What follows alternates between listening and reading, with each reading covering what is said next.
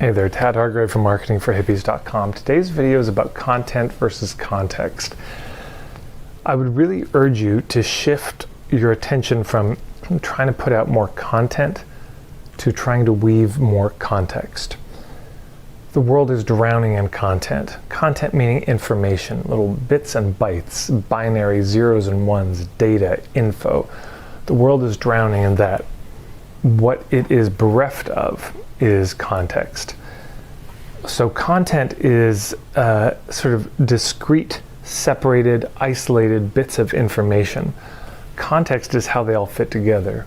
Content are the dots in a connect the dots picture, but context is how they all fit together. It's the bigger picture. Content might be the what, but context is the why, it's the how. And one of the things, it's hard enough to be in pain. All of us carry pain in our life and we suffer in various ways. That's hard enough. What makes it almost intolerable is not knowing why we're in pain. Yeah. So knowing that you hurt is common. Knowing why you hurt is very rare. And understanding why we hurt, that comes from the larger context. If somebody's saying, why did my garden fail again this year? Why are my kids on drugs? Why do my parents hate me? Why are my relationships so rocky? Yeah, that why means a lack of context. It's a sincere question. They really don't know. They really want to know why. What happened? We all get to that point where we just want to know the truth. Even if it's painful, we'd rather just know the truth. And content, here's a tactic, here's a tip, isn't going to solve that. What people need is the bigger story. There's a story of Merlin, the great wizard, and he witnesses a great battle in Wales, and he, guess what we would today call post-traumatic stress disorder. He snaps.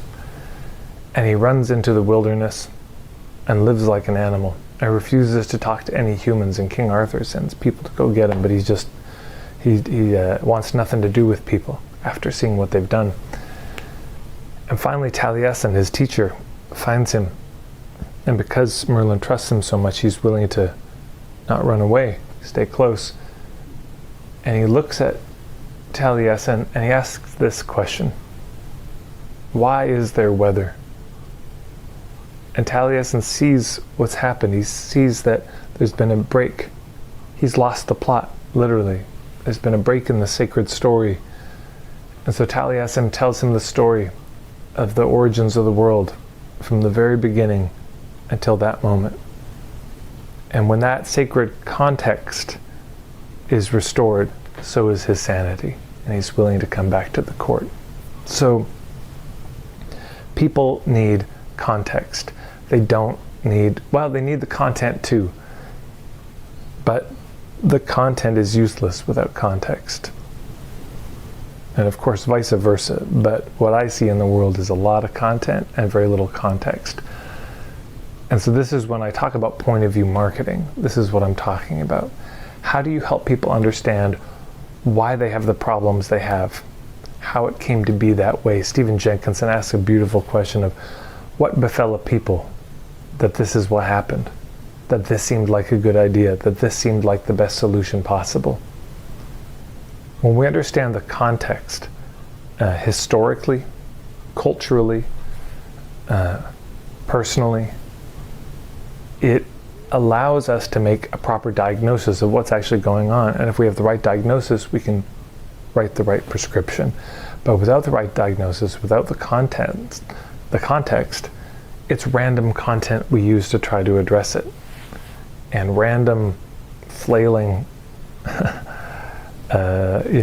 attempts are not going to solve it, or not as quickly as it could. When you understand the context of why something's happening, you can pinpoint something. And this is what our people are craving, and of course this is what we crave too. But our people are craving this from us. Whatever it is, the problem that you solve, the result you help them offer, they don't want to waste time. They want to get there as quickly and steadily as possible. They want a result that's going to work. And the only way they're going to really trust that it works, is if they understand the larger context. And I think that's what most of marketing should be, is making the case not for them to buy from us, but for a perspective, a point of view, a context. So there you go. If you want more help with point of view marketing, I've written an ebook about that you can check out. But if you go to marketingforhippies.com/steps, go to step 3, you'll see a ton of stuff about point of view marketing for free that you can check out, and some things you could pay for if you like. So there you go. Hopefully that's of use to you, and we'll see you down the road. You can follow me on Instagram at Marketing for Hippies, and if you subscribe to these videos, you'll be kept up to date on everything I do. Oh, and if you want to get emails from me, just go to marketingforhippies.com/starter-kit, and you'll see all the things you'll get if you join my email list, including the full footage of my day-long workshop. That's all.